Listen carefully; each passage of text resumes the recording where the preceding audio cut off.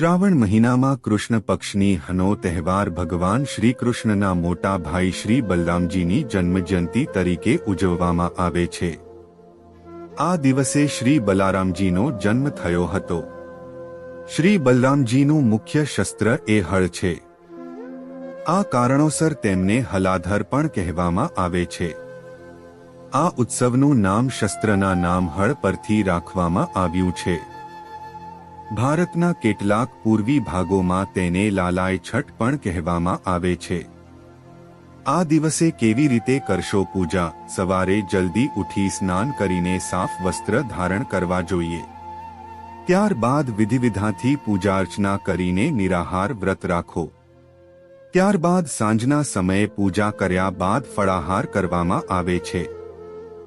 માન્યતા છે કે આ વ્રત રાખવાથી સંતાનને લાંબુ આયુષ્ય અને ઐશ્વર્યની પ્રાપ્તિ થાય છે।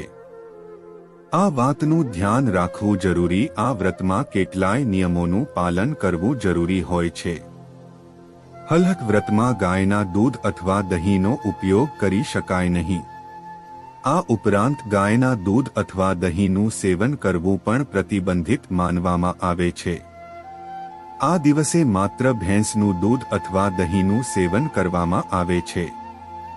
આ ઉપરાંત હળથી ખેડવામાં આવેલું કોઈ પણ અનાજ અથવા ફળ પણ ખાઈ શકાય નહીં।